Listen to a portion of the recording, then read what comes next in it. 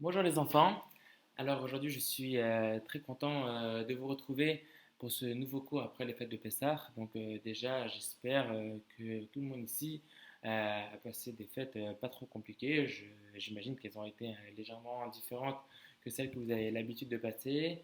Mais bon, c'est toujours bien de se retrouver bien entre familles.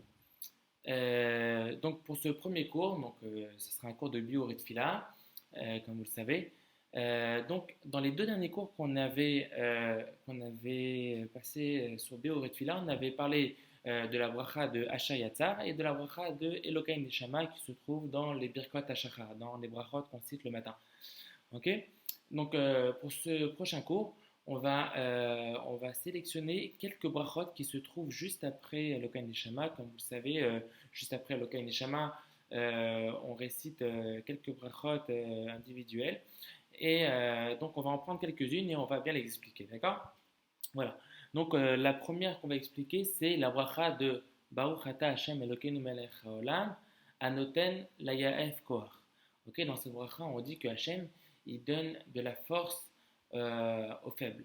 C'est quoi l'explication ici? En fait, ce qu'on est en train de, le shevach, l'éloge qu'on est en train de faire à Hashem, c'est que, je ne sais pas si vous avez remarqué, mais dans le cas où, par exemple, euh, vous avez un objet qui s'est cassé ou que vos parents ont votre père a eu un petit souci avec la voiture, qu'est-ce qu'il est obligé de faire, bien sûr? Est-ce que ce sera en la laissant toute la nuit tranquille dans le garage que le lendemain elle va se remettre à marcher toute seule?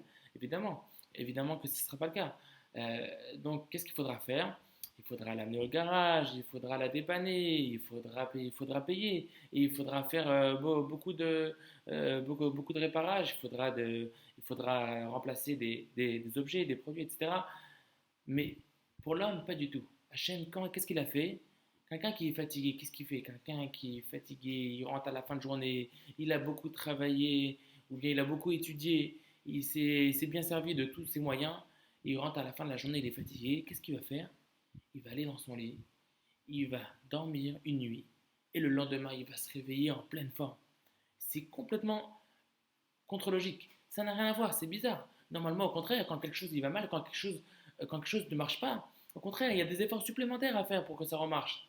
Mais Hachem, qu'est-ce qu'il a fait? Il suffit que quelqu'un aille se reposer, que quelqu'un se mette justement à arrêter de travailler, que quelqu'un ne fasse rien du tout, juste qu'il aille s'étendre et se coucher dans son lit, et le lendemain, il va se réveiller en pleine forme. Ça, c'est la bracha qu'on dit tous les matins à Noten la Yev Koach. Hachem, simplement, par nature, il a donné la force à celui qui est faible. Celui qui est faible, il va rien faire, il va juste aller dormir. Et Hachem, c'est lui qui va lui donner sa force pour qu'il redevienne à nouveau productif, pour que le lendemain matin, il peut à nouveau retourner travailler, les enfants pour aller étudier, et vos parents pour aller travailler, et il va retrouver toutes ses forces. Ok. La prochaine bracha qu'on va voir, c'est la bracha de Amechin Mitzad Ekaver. Dans cette bracha, on va parler en fait de qu'est-ce que ça représente, la bracha de Amechin Mitzad Ekaver. Ça représente en fait, ça parle de nos jambes, ça parle de nos pieds. Il y a plusieurs explications en fait. La première explication déjà, c'est que, je ne sais pas si vous avez remarqué, mais que quoi qu'on veuille bien faire, euh, quel que soit le projet qu'on a envie de faire, on a forcément besoin de nos pieds. C'est vrai que ça a l'air d'être la partie de nos corps qui a le moins d'options, le moins de produits, le moins de force pour faire différentes choses.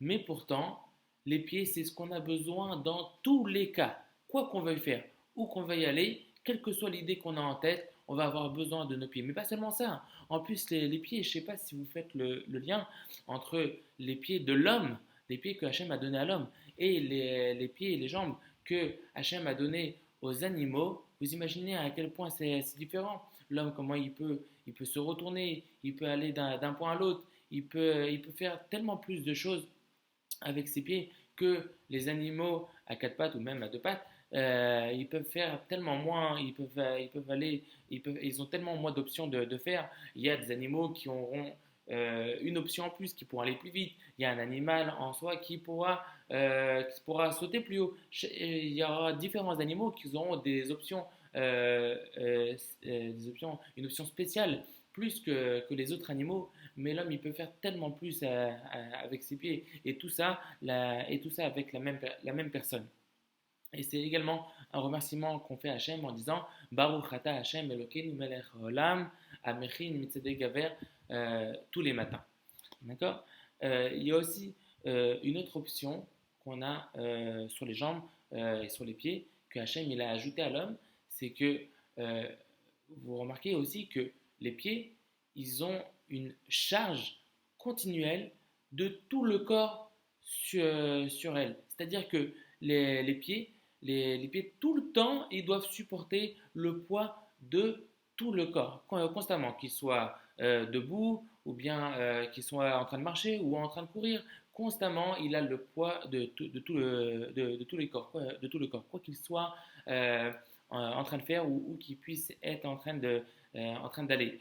Et normalement, a priori, vous devez sûrement vous imaginer que quand on a un tel poids, hein, donc peut-être les enfants ils sont un peu moins forts, mais ils ont un poids un peu plus léger. Les adultes ils sont un peu plus forts, mais ils ont un poids déjà beaucoup plus élevé. Et donc, quel que soit le poids de la personne, c'est à la fin, même si on a les forces de porter ça, mais à la fin, ça devrait être douloureux. On ne peut pas, ok, quelques minutes, ok, après 10 minutes, 20 minutes, une demi-heure, mais combien de temps, comment ça se fait que toute la journée on est capable sans arrêt, que quel que soit le déplacement, de mettre tout le poids de notre corps et sur nos pieds. Et ça, c'est en plus de ce qu'on pourrait porter de temps en temps.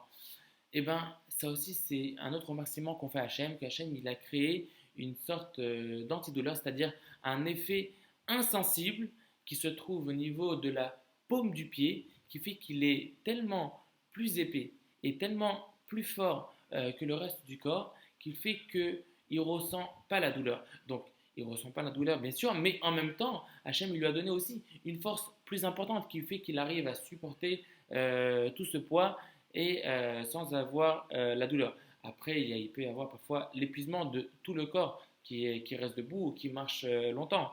Mais cette paume du pied, elle a une force exceptionnelle de porter tout ça et de ne pas ressentir la douleur qu'elle aurait dû ressentir si la peau, si la surface de la paume du pied aurait été aussi fine et aussi sensible que le reste du corps. Voilà. La troisième bracha qu'on va voir aujourd'hui, c'est la bracha de She'asa Likol Tzorki, où on dit dans cette bracha que Hachem nous a donné tous nos besoins. Alors, tous nos besoins, chacun a des besoins différents. De quels besoins réels ici on est en train de parler? Alors, pour expliquer ça, on va prendre juste une petite anecdote. C'est une petite histoire avec un rav qui habitait à Bnei Brak, et donc c'était il y a quelques dizaines d'années quand même. Et un jour, il a dû décider de déménager dans une autre ville qui s'appelle Ofakim. Et durant le déménagement, du coup, il a dû louer une petite camionnette pour déplacer toutes ses affaires. Mais il avait demandé à un ami de l'aider pour ce déménagement. Et quand son ami il a vu la camionnette qu'il a louée pour faire ce déménagement, tout de suite son ami il a rendu la camionnette et il a loué une camionnette bien plus grande. Mais le Rav, il a dit, mais cette camionnette, elle est vraiment trop grande, hein, c'est pas nécessaire. Il a dit, t'inquiète pas et tout, on verra sur le moment, vaut mieux avoir trop de place que pas assez. Mais le Rav, il a dit, c'est clair que cette camionnette, elle est énorme, on n'a pas besoin de tout ça. Mais bon, puisque son ami, il a préféré prendre cette camionnette, alors ils ont pris cette camionnette-là et ils ont commencé le déménagement. Et quand ils ont commencé à remplir la camionnette, le Rav, il a vu comment il avait tellement d'affaires. Et il remplissait, il remplissait, il remplissait. Et ils ont eu même du mal à fermer la camionnette tellement qu'ils l'ont rempli. Et quand le Rav, il a vu tout ça, tout de suite, il a levé les yeux vers le ciel et il a fait la bracha de chez Asa l'école Sorki.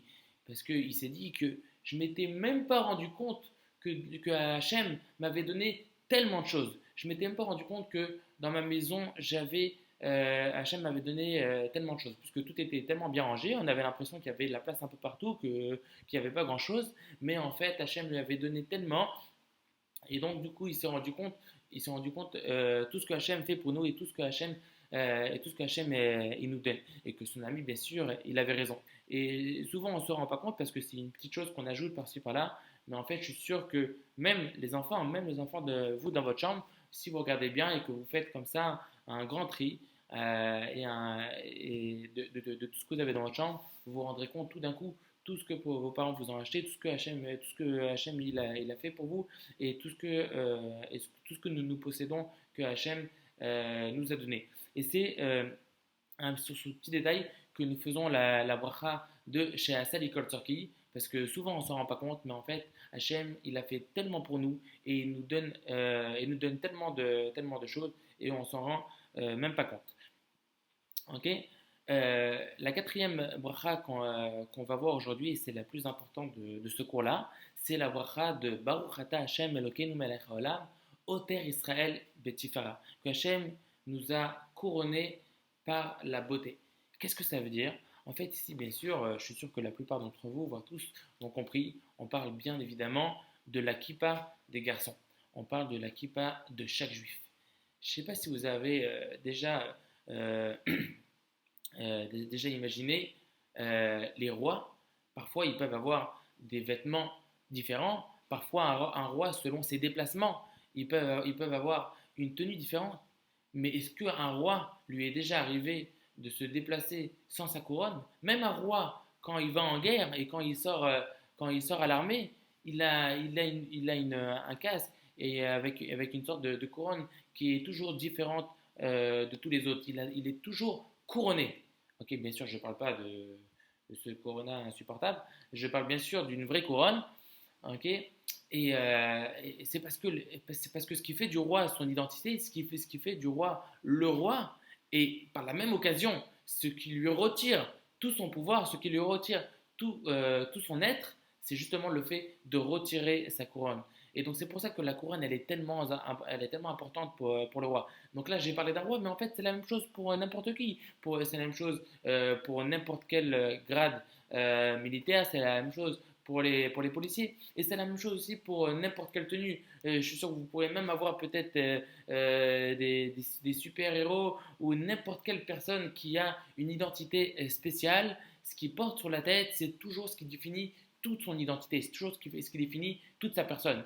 Et si il retire sa couronne, son couronnement, s'il retire son casque, s'il retire ce qu'il a sur la tête, mais qu'il garde quand même sa tenue, malgré tout, c'est justement toute son identité qui va immédiatement être retenue. Et de la même manière, rien qu'en remettant sur la tête ce qui fait de lui sa personne, ça va lui rendre toute sa personnalité. Et c'est pour ça que la kippa, c'est tellement important. Et c'est pour ça que la kippa, c'est ça qui nous définit entièrement en tant que juifs. En tout cas, bien sûr, là, je parle évidemment des garçons. Les garçons et les hommes, la kippa c'est tellement important. Au contraire, la kippa c'est surtout pas ce qu'il faut comment dire, automatiquement retirer quand on rentre dans un endroit où il y a moins de juifs, dans un endroit où il n'y a pas beaucoup de religieux. Au contraire, c'est justement ce qu'il faut garder le plus. Et comme je l'ai aussi fait très souvent, la remarque à beaucoup d'enfants qui leur arrive parfois d'oublier leur kippa et pas seulement en CM2, qu'au contraire, quand ils se lèvent le matin, avant même de faire Moderni, c'est le premier vêtement qu'ils doivent porter, le premier vêtement qu'ils doivent mettre sur la tête, c'est évidemment leur kippa. C'est pas ce qu'ils doivent chercher au dernier moment et se dire ah mais ça la kippa j'ai juste oublié parce qu'en fait je me suis habillé et donc après on était pressé et après j'ai pas eu le temps de prendre mon petit déj et mon père il m'a dit de sortir. Non, au contraire, la kippa c'est ce qu'il faut mettre en premier avant même de retirer son pyjama, avant même de commencer à s'habiller. La kippa c'est ce qu'il faut mettre en premier puisque c'est ça qui nous fait toute notre personne. Et c'est avec la kippa qu'il faut faire Modani, à moins qu'on ait déjà la tête couverte. Voilà. Voilà, donc c'est de ça qu'on bénit Hachem dans cette bracha-là. On dit Baruch ata Hachem Elokeinu melech haolam, Oter Israël betifara. On remercie Hachem et on bénit Hachem pour le couronnement qu'il nous a donné depuis qu'il nous a donné la Torah. Hachem nous a couronné de cette couronne. Et cette couronne, il y a une deuxième chose encore plus profonde qu'elle nous apporte et c'est la mida, c'est le caractère le plus important, et ça pas seulement des garçons, mais de chaque juif, c'est la crainte d'Hachem. Quand on est couronné, quand on porte le couronnement de sa tenue, c'est justement là où on a la plus grande crainte de faire un pas à gauche. Un pas à gauche, ça veut dire de faire un pas tordu, de faire ce qu'il ne faut pas faire. C'est justement quand on est tellement impressionné, quand on est tellement reconnu pour ce qu'on est réellement, pour notre identité juive, c'est justement là qu'on a le plus peur et qu'on fait le plus attention à nos actions, qu'on fait le plus attention à toute notre personne. Et c'est évidemment de cette manière-là qu'on montre le meilleur exemple aux gens qui sont autour de nous. Et donc justement, c'est justement quand on va dans des endroits où il y a moins de juifs, où il y a moins de religieux, où il y a moins de personnes qui pourraient facilement nous reconnaître en tant que juifs religieux, c'est justement dans ce genre d'endroit où il faut montrer le meilleur exemple et la plus grande fierté de notre identité en gardant notre couronne sur la tête et en gardant notre crainte d'Hachem à tout instant. Je vous souhaite une très bonne journée et à demain.